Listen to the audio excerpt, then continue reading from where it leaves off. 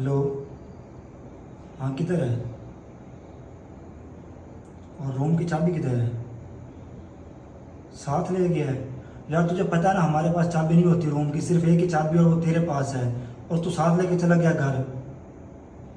तो यार इधर साथ वाले रूम वाले को दे देता यार, किसी यहाँ इधर बाहर कहीं रख देता तुम। यार मैं आधे घंटे से बाहर वेट कर रहा हूँ, शायद मुझे लगा तू आ रहा, तूने मैसेज भी नहीं किया। यार तू बता के चला जाता, मैं घर जा रहा हूँ, चाबी कहीं दे जाता तू।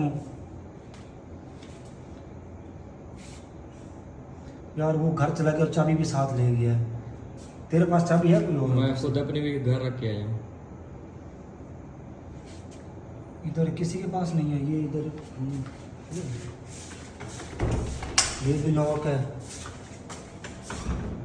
ये भी लॉक है, ये लड़के भी नहीं है, लड़के कहाँ गए हुए हैं? सारे घर चले गए।